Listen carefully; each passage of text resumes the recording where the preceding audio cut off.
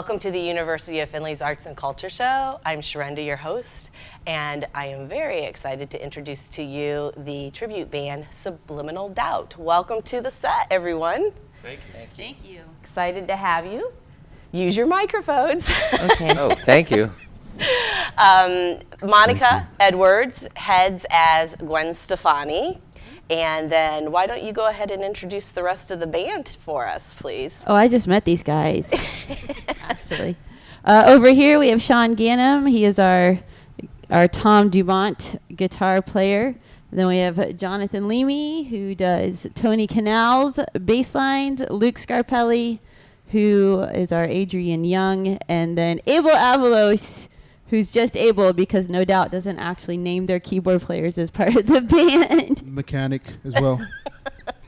Welcome to the University of Findlay and welcome to Ohio. You are all Floridians, yes? Yes. Actually, true story, I'm a Buckeye. That's right. You were born in Cleveland. Yeah. And you still have your teddy bear from the hospital, right? Yes, I do. Yeah. People love knowing that. Yeah. Keep He's a awesome. token with you at all times. He's with me. But you moved to Florida. Yes, I did. When did you head down that way?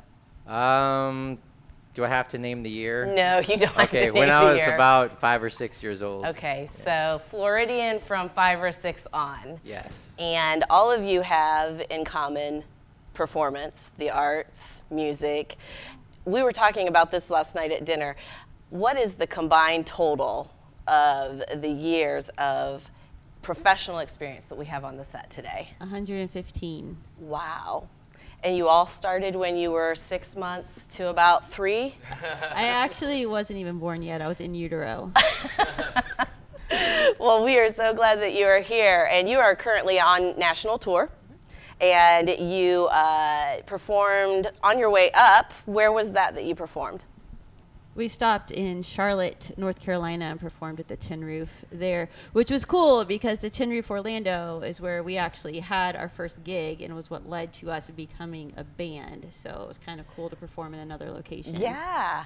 And besides Tin Roof, there are some other big houses that you have been playing at. Jonathan, would you tell us a little bit about that? Yeah, sure. So we've actually been quite busy in this last year as a band. We've gotten off to a really good start. And we're really lucky to work for an agency called Maximum Bands, actually, who Sean has known the president of that company for a long time. And so Rich Rubin, shameless plug. Rich Rubin, Rock on, brother. Rock on. And so he's really helped our band in our development. And so we've been really lucky to play different municipalities around the Southeast. We've been to Mad Life Stage and Studios north of Atlanta. We recently did a combo show of ours at the House of Blues in Orlando, and as well as other amphitheaters and nice venues. And so yeah, we've been very fortunate so far. And there are people that are hungry for No Doubt's music because they haven't been on tour for quite some time. I know that they're working on a comeback tour, but if someone wants to enjoy live music and enjoy the No Doubt experience, they need to find Subliminal Doubt.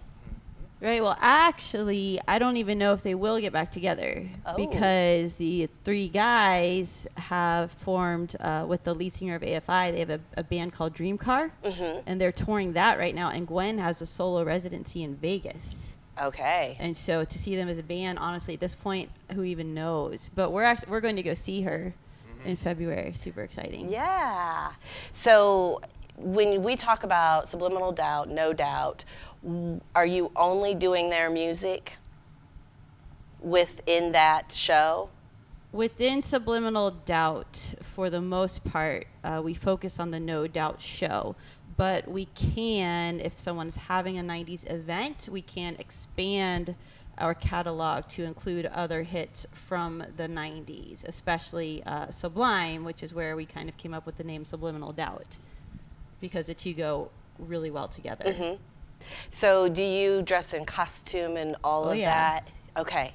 So a lot of people aren't familiar. Our Performing Arts Center does bring in tribute bands, but a lot of people aren't familiar with the concept. So could you tell us a little bit about it?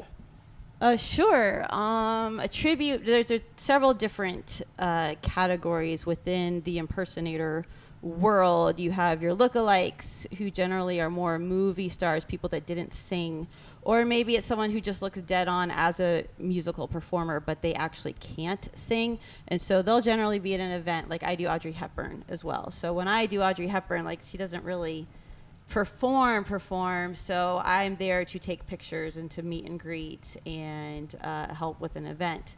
And I have done that as a solo like musician artist too, but that's like one realm. And then you have impersonators who really try to take on the character, where they study their movements, they study their look, they try to get a dead-on costume recreation. And then you get into tribute bands, and tribute bands, actually there's a wide variety of ones out there. And some you will see, this is very important, like with a Kiss band or a Beatles band, where every single person will be in costume and have the makeup or the facial, hair, whatever to recreate. And it's really important to get costuming. But then you will also find other tribute bands where they just play the music and they just sound like the band, but they don't necessarily dress in costume or characterize them. And they just pay tribute to the band. But since I was already a celebrity impersonator, and I was lucky enough to find these guys who are all amazing and much more talented than I am. Not true. So I already was used to dressing as Gwen and dressing in costume, and so we go as far as we can. But then Jonathan is our bass player, who's fantastic, and we can't have this band without him. However, Tony Kanal is Indian in ethnicity, so obviously he does what he can, though. He does wear clothing similar to his, and there's a signature headband that Tony Kanal is known for, and he'll wear that. So everyone tries to do what they can to at least. And I'm lucky my hair turned white, because that helps with the Tom Dumont thing for sure. And you just look stunning. I mean. Absolutely. But you do as well. Oh, thank you. You do as thank well. You. I'll tell you what, though. The next step is actually to get Lucas to wear a tutu like Adrian Young. Yes. What do you think, Luke? Is that something? I will never. Oh. It's okay. But in private, maybe. Okay, maybe not. Okay. Well, since Sharinda asked about tribute bands, and I just wanted to expand on that a little bit. There are definitely different echelons of tribute bands, and the ones that get the biggest bucks, that are the real successful ones, are the ones that not only sound like them, try to look like them costume-wise. The musicians painstakingly figure out the parts correctly. They have the correct gear. In fact, a lot of the best tribute bands go out and buy the same exact gear if they can find it, and the top ones really sound like the real deal. The other thing I was going to say is that obviously the top tribute bands are usually booked by big agencies and that type of thing, and they do their best to try to make sure that the bands are as realistic as possible. But yeah, a lot of time goes into the instrumental aspect of it as well, and equipment, and more than just the costumes too. But that's a big part of it. And with what you were saying, I know that some people will follow auctions and clearinghouses. So we have some artists that have passed on that people are attributing. So they will buy gear up or clothing and then have it refit to them so that it really makes them look the part. But then we also have those that are still alive, and they auction off for fundraisers or things that are near and dear to their hearts, so that artists are able to pick things up that way too, which is awesome. It's really great. It is cool, and Sean is right. I think that's kind of what sets the good ones apart from the great ones, is that how much time do you put into your act, and how much time. I'd say this band right here, the point that we've gotten now with this show, we have put in countless hours of work, of equipment, of time. Abel programs sounds on keyboards. We've programmed sequences so that we can, fulfill what's true on the album. So that way, when people hear it, they can hear the tune that they've heard on the well, and you're not just doing one album. You're doing songs from multiple albums, and you're doing you are giving people a taste from beginning to continuation to evolution of who No Doubt is. Did you want to say something? I just wanted to say that at some point I want to sit in as Gwen when Monica can make it. But And that's a We're big working part on it. of this sound too. Is Monica really Oh, nails yeah, the Gwen it's- thing. it's If so we didn't fun. have that, we'd be up a creek. And Well, maybe Abel could do it. We He got to give could, him a maybe. chance. At least give him a chance to be Gwen. gotta work on my ankles. And your comedy. Oh my goodness. If you were funny, it would be so much better. These guys don't know it, but that's how I got this gig, just making them laugh. They're like, man, I like this guy. He knows how to play piano. So That let's is get him not in. true. I have heard you on the keys, and he is an angel. That touch is just amazing on those little ivories. Thank you. And we met down in Orlando 7 years ago. Yes. And from that has been a great friendship, and I've had the honor of getting to hear you as a band play on several occasions, and you never disappoint. It's so fun to watch the you. energy, the stage presence, and again, the musicianship. It's top notch. It's so fun. So Thank you. Fine. I actually saw a meme recently where it was a take on it says, do what you love and you'll never work a day in your life. And it crosses that out and says, and you'll kind of work all the time.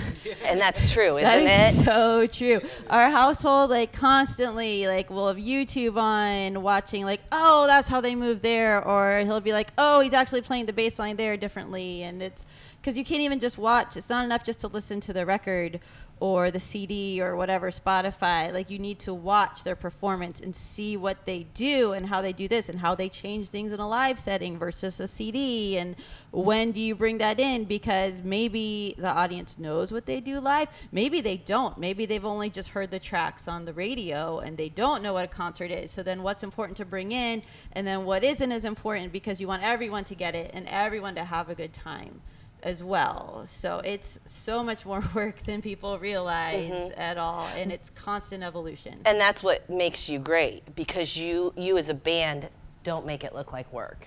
You make you. it look fun. You give That's us some years of experience there exactly. speaking. Well, and it gives the attendee something to not only take in and taste, but really be able to digest it and really enjoy the flavor of everything, not just who is on center mic. And you do such a wonderful job. And even in your promo, the camera crews that you use to shoot your YouTube videos and your promo, that's something that I always appreciate about them, because they're not singling in on one, they're recognizing you as a band, and they're recognizing your talents and your energy, and then that makes it exciting when someone books you. That's something I've worked really hard on, because I edited all of our demos, and a lot of those were just painstaking efforts on my part to try to capture what we can do, you know, so we can sell ourselves, Yeah. because we're in the business of music. Obviously, we want to have good marketing material. So that actually, what you just touched on, is a huge part of why we're sitting here with you right now, I believe, is because we've collectively acquired some very good material, and that's Well, important. and you catalyze each one of your partners within the group. So, and you know, when we eat together and when we laugh together, Yeah. it's a family. And We there's collectively have a lot of talent. Like Jonathan yeah. is super talented doing his video editing Well, stuff. and I'm glad that you said that, because I do want to segue a little bit, because being on a university campus and talking about art and culture, oftentimes our viewers like to know behind the scenes. And I know that Sean and you, Jonathan, you also both work at a collegiate location down in Yes. Florida, yes? And We so do. He did too for years. Okay, awesome, Abel. I'm learning something new right here on the set, and that's awesome. So tell me a little bit about your teaching experience and what you're doing with that, and then we're going to talk a little bit about some of the other ways that you showcase your talent and have showcased your talent in the past years, and what you're currently doing, because you are all full-time musicians, entertainers.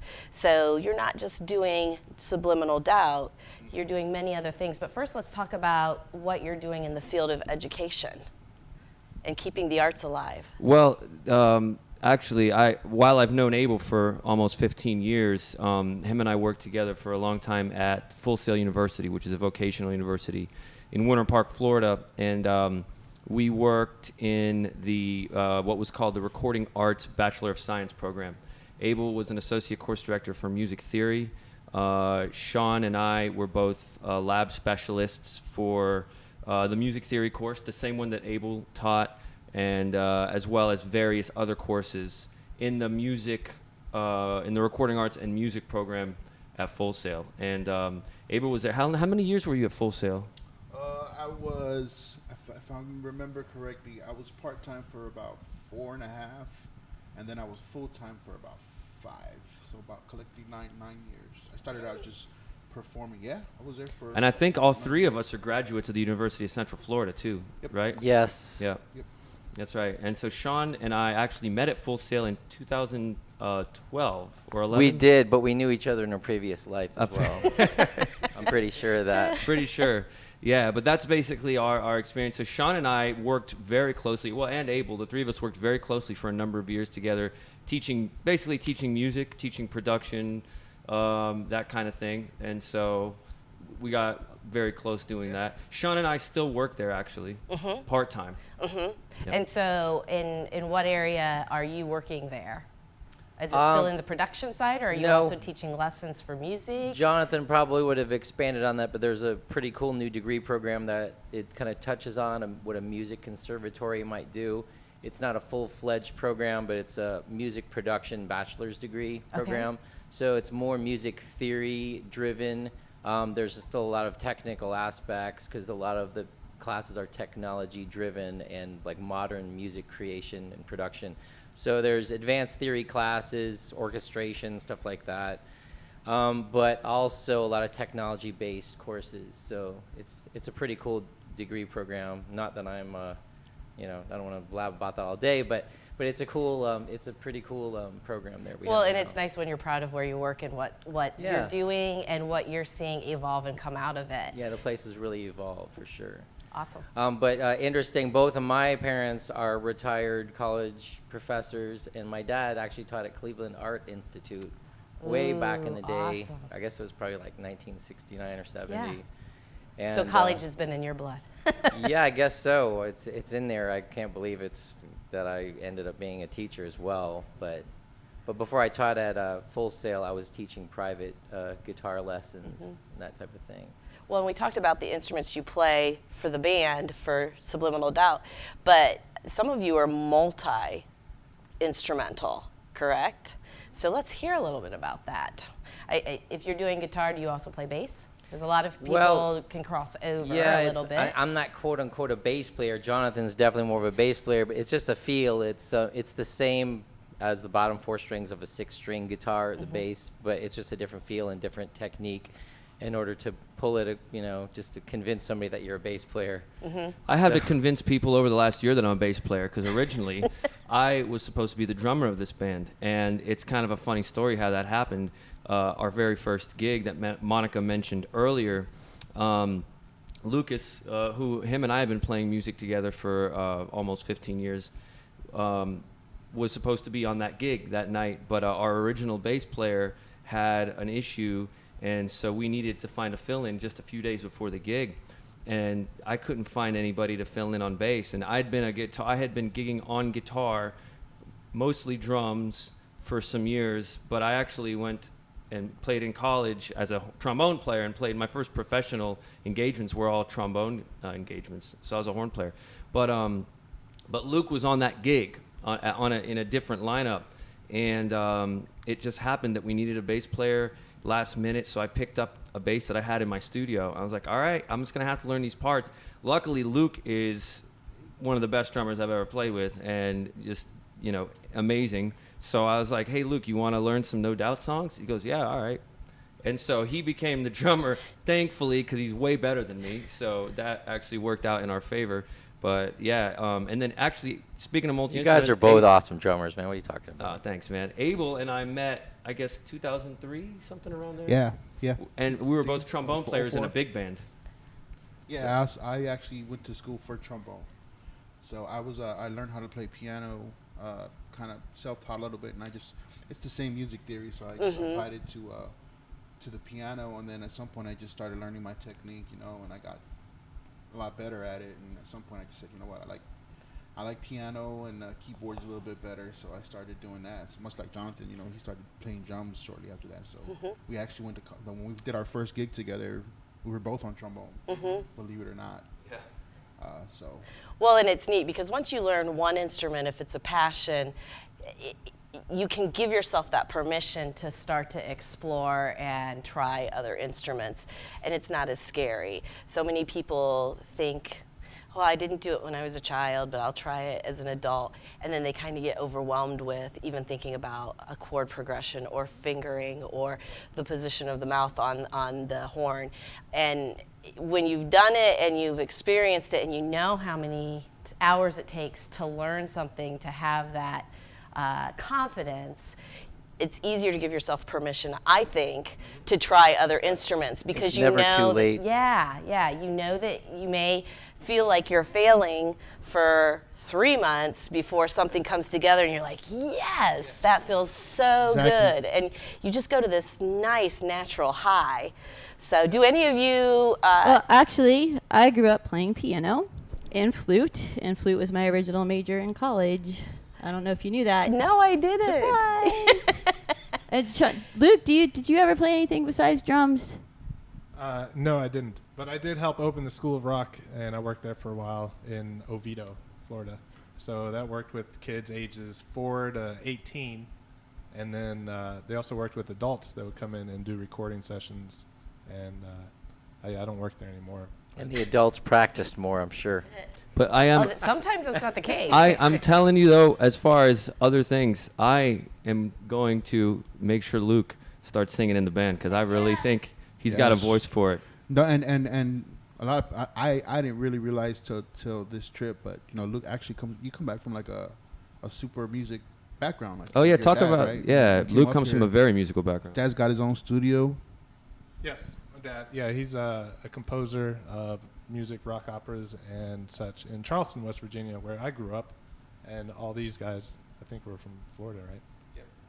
Hawaii? Jonathan, you were born in Hawaii? Anyway, yeah, I started in musical. I played in the pit with my father at a young age. And then it went from there to playing drums and meeting these guys when I moved down in 2004 in Orlando, Florida. Well, and let's explain a terminology there. You referred to a pit. If someone hasn't been to a musical theater production, what is the pit? Yeah, the pit is usually the musicians that you don't see on stage. They're actually down kind of underneath the stage. One point, the stage actually was over my head, so I was in the pit, trying not to get hit by the people. But yeah, that was fun times when I was growing up. Yeah. I'm glad I got to experience all that. And I love being a musician. I love that a lot of times now when you go to Broadway and it is a rock opera, they have elevated the pit where they are up above the show. They're a part of the show. They're on either stage left or right. Yep. But there are some that they are actually building them up so that you can see what they're doing and the show is happening underneath them. It's very, very cool, yes, because everyone is truly a part of the show Right. at the whole time. So, yeah, neat. Thank you so much for sharing. So, with the tour, and we were talking about other things that you are individually doing. Monica, we heard from you that you're doing some solo work as well as you're continuing to do the acting. I know you're a professional dancer also with choreography and things like that. What are some of the other genres that you enjoy? Well, I'll start with that. I'm going to date myself a little bit. I grew up watching Lawrence Welk and Hee Haw, so I was exposed to many Sean, different art forms, or did music you- forms. Yes. Are you familiar with a show called Laughing? Yeah, of course. Thank you. Continue. Okay. All right. I guess that was an I'll inside date thing. myself because Yeah. I knew all those shows too and loved them. And Donnie and Marie Osmond and Oh, the yeah. Mandrell sisters. Great stuff. I wanted to be on Yeah. Donnie and Marie. I Wow. wanted to be the new Marie. I had the I've wrong heard of color them. hair, Yeah. wrong texture hair. Wow. Okay, go on. So. Well, no, that exposed me to a lot of music forms that I didn't really realize I subconsciously absorbed. And, Hee Haw just blew me away. I didn't understand what I was watching at the time because I was really young, but all those fast chicken yeah. picking kind of like Roy Clark and Buck Owens and even the style of music they had on there. And so I started playing guitar when I was 7. Took it for about 2 years and then stopped, and then I picked up alto sax later in at the end of elementary school. But I was always pretty obsessed with the guitar, and so there was that style of music, and which there must have been some kind of resurgence in country at that time in music, in the music world. But then Lawrence Welk, which was still attached to the old style of the big band era, and they would do like modern interpretations of pop and rock songs with an orchestra. And lots of champagne bubbles. Yes, and the silly dancers, which I know a lot of people, like even my mom, like she likes the music, but she can't stand watching this dancer Sissy and whoever was on that show. And then, of course, they had a virtuoso accordion player, which I think Lawrence Welk was actually an accordionist as well. He was, yeah. But I mean, that's even somebody like ripping on the accordion was. And he is awesome. I'm going to say he is because the shows are still playing on public television, so you could see him. So for some, he's still alive. Wow! And there was a show on public television that blew me away. Even I saw some recent YouTube links. I can't remember what it was called on PBS, but just amazing. They'd have like Jean-Luc Ponty on there or whatever, just like amazing stuff. But anyway, so you're asking about music genres. So I was exposed to a lot of that music, and then of course I kind of grew up in the disco age, so I love that. I love all that. Quincy Jones type orchestration. We've got like a rock or pop band playing funk or jazz with strings. I just love that sound. So I was exposed to a lot of different music. So I kind of did the rock thing when I was a kid, and all that music was in my subconscious. Country, jazz, whatever. A little bit of probably Southern blues too. Yeah, definitely. Yeah, that was in there. 50s style music, 50s rock. But that didn't really come out until I kind of got over the rock thing. Because when I was a teenager, I was in a Rush. That was my #1 band. And actually, that was my first tribute band. I'm still doing the Rush tribute. But as a musician, as you grow, if you're an ambitious type musician, you feel a little bit caged up in pop and rock forms, even though they're fun to play, especially like a band like No Doubt. We just have a ball. It's so much fun. But what you usually aspire to is music you can really express yourself like on the fly. And jazz is basically, when you improvise in jazz, you're literally composing on the spot. You're composing something on the spot. So whether it sounds good or not, I'm still working on that part. The improvisation, though. Yeah, the improvisational aspect of jazz. I mean, even classical music, I love classical, but there's not a lot of room for improvisation in the forms like there is for jazz. Sure. Actually, I don't know if there's much improvisation in classical. And Sean's a great jazz player, too, by the way. Great jazz guitarist. That's a genre that he excels at, actually. I'm working on it, but thank you. So what are some of your interests in genre? I have a pretty wide array of them, actually.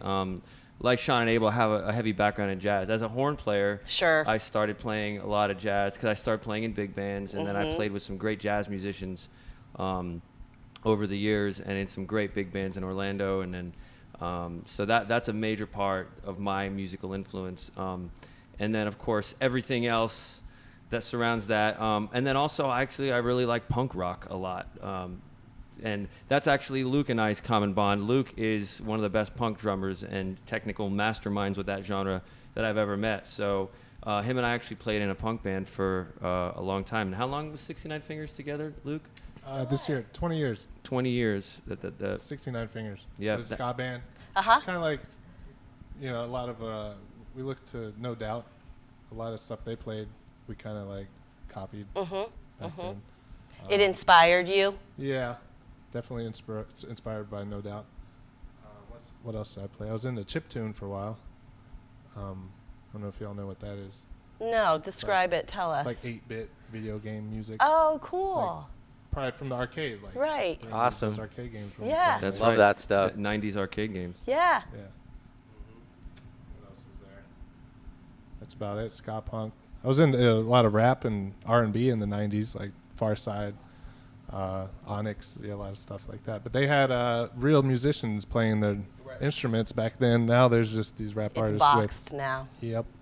So I'm not really into that. And I remember when that started to evolve into more box, and all of the discussion around it, and musicians were very frustrated because they were like, there's technique, there's so much to it, and you're robbing listeners if you take it to a box. Yeah. Yeah. The real instruments is where it's at. Yeah. Real stuff. Well, we talked to a bunch of musicians. Yeah, we're going to want to see people playing instruments. That's just our bias. Well, but it keeps the arts alive too. Sure. Because if we're well, it's a soapbox we can get on. We've Yes, been on it yes. and talked Oh about my it a gosh, few I'm different gonna times keep my mouth together. sealed right I know, now. right? Yeah, that's a whole other conversation. But it is one of those things where we get worried about the generations that are coming up, that we're seeing arts and entertainment or arts and culture and history being taken out of our public schools. Yes. And That's so a concern. unfortunately, the box is becoming the new instrument because they're not being gifted the opportunities for exposures in 4th and 5th grade to learning how to touch and treat an instrument, let alone learning to play it in the scales and tuning it. And so that's where I get really concerned, and that's my soapbox. I think everybody on this set right now would absolutely agree with you 100%. That's a great thing about some of the university music programs, keeping that alive and keeping the funding there for music programs and things of that nature. Yeah, absolutely. Abel, what are some of your genres of music? Is jazz? Well, definitely jazz. When I started out, I think I was on piano. I started out I think I was a sophomore in high school, and I started out playing a genre called Tejano music, because I'm of Mexican heritage. So Tejano music. I love Tejano. Do you know Tejano music? I oh, cool. see, I All do. right, all right. Well, it's mostly more awesome. popular in in San Antonio, Texas. But it's definitely bands have toured throughout the nation because there used to be a bigger market for it. But it's funny, on the way up here we were driving, and the Bluetooth. If you would unplug your phone, your charger, and plug it back in, the Bluetooth would automatically connect to whoever plugged their phone in last. So we're listening to some music that Jonathan had on his phone, and then all of a sudden I plug my phone in, and then I hear some Earth, Wind & Fire, which is one of my favorite bands, Amazing. Oh, yeah. And then right after that I hear like some Tejano song, and I'm like, wow, this guy knows Tejano music? Because not very many people understand what Tejano music is. It's like Texas American based type of music. So it started there, and then as I went through college, I started getting much more into jazz, definitely. I think once I got into jazz, everything else just opened up, because jazz music helps you.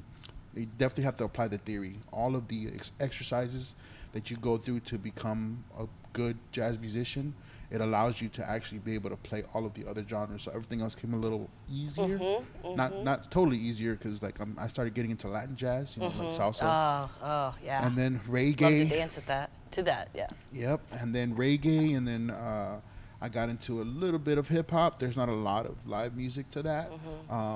But then rock, top 40, and now I love it all. For the most part, there's not very many genres that I can't play or am not super attracted to. And that keeps it fresh. Correct. I wish I could play classically a little better.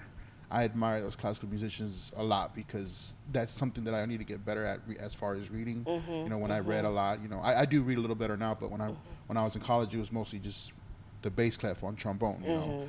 But for the most part, I just got a lot of respect for that. That's one genre that I'm not really too great at, mostly because it scares me, because it's just like I get very frustrated when I'm trying to read Mary Had a Little Lamb, and I'm like, I know how to play this in all the keys if I just use my ear, but if I have to read it the way somebody arranged it, I'm just like, I want to break the piano. That's why I like jazz, because you can make it your own version.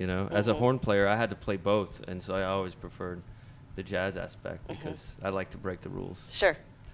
And Monica, you play flute and you play keys. Surprise. So in addition to No Doubt, I know that you have some other pop stars that you also represent. But beyond pop music, what are some of your interests?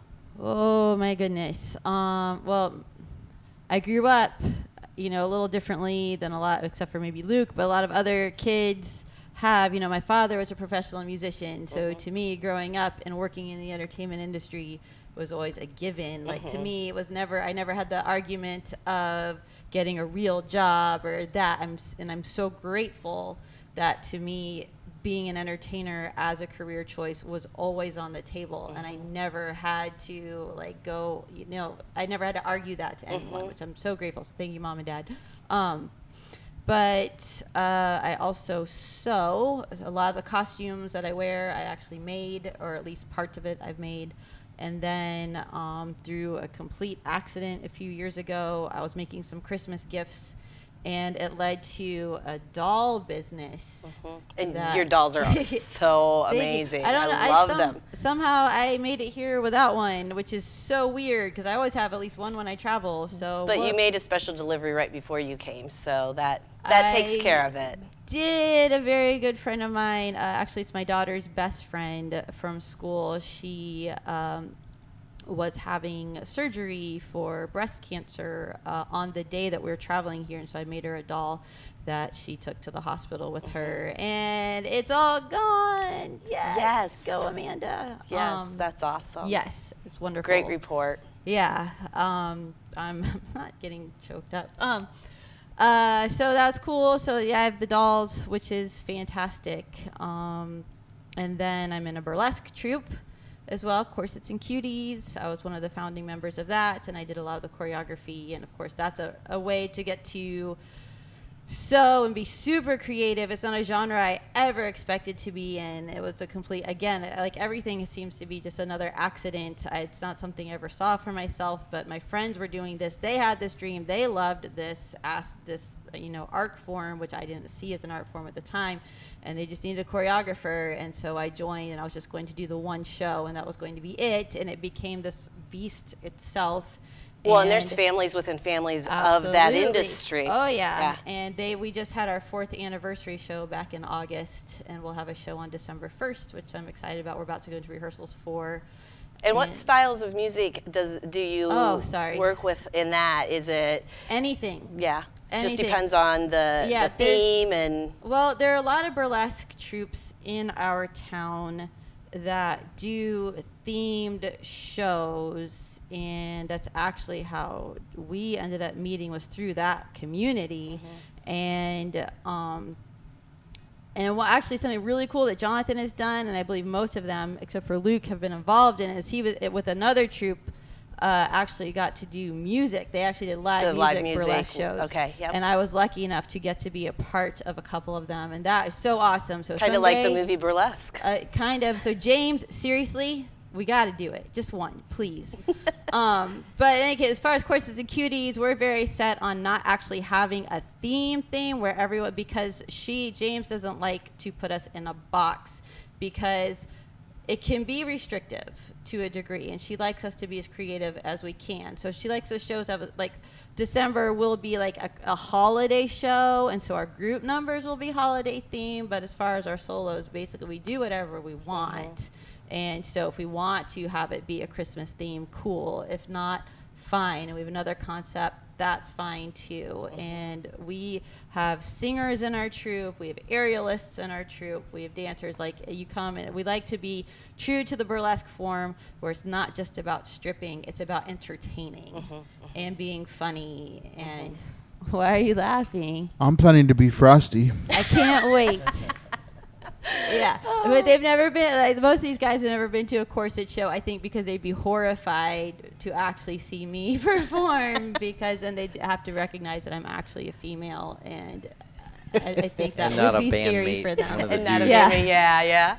Well, I appreciate you taking time and getting here early enough to be able to do this, because I know you have a really big event tonight that people are excited about and have been talking it up for quite some time. I think it's been booked for over a year, so it's great that it was. I can't believe we're here. It has happened. And, like, we've worked on this cool backstory. Sharinda was there. We worked on this interview for a while. Was there. My very first Gwen Stefani singing performance ever. Like, the first time I ever showcased as Gwen, to actually workshop it and see if I could do it. And she was one of the people to actually give me notes on how to improve the performance. Because they were asked for.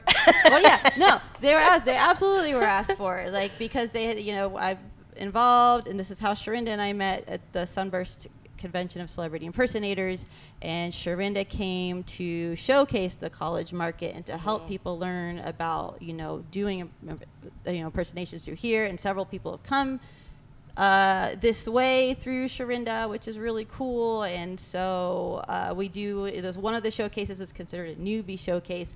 And not that I was new to celebrity impersonating, but Gwen was a new act for me. And so I showcased as Gwen, and there was a panel there to give notes to the performers. And so she was there, and they were all there, and I listened, which is why we're here. And so it's so cool. So then, it's in a hotel, and I definitely took Sharinda into the hallway at one point. I was like, how do I get to you? How do I get to come see you? And here we are, and it's awesome. And Sharinda, you're impressive yourself, by the way. Oh. Your knowledge of the arts and just like any type of comments you like that you had for Monica. I mean, it was like seriously, as a creative person, you're the bomb. Some people don't know, He's Sharinda, a you're also hero. a musician as well. Yeah. I am a musician. Yep. So We are all super grateful to be here, by the way, in case we didn't say that. So everybody here at the University of Findlay, thank you. Thank you, Sharinda. Thanks to the university, I've already met some of the students digitally, and they all seem super cool. The band's super excited, and we're just going to rock it tonight and have a blast. Yep. So thank you, and we hope that you will tune in the next time, or turn in, depending on what time you're watching this, to the Art and Culture Show. I'm Sharinda, your host. This is Subliminal Doubt. You are able to find them on YouTube as well as Facebook and Instagram. We hope you check them out. Be well. Bye. Thank you, Sharinda.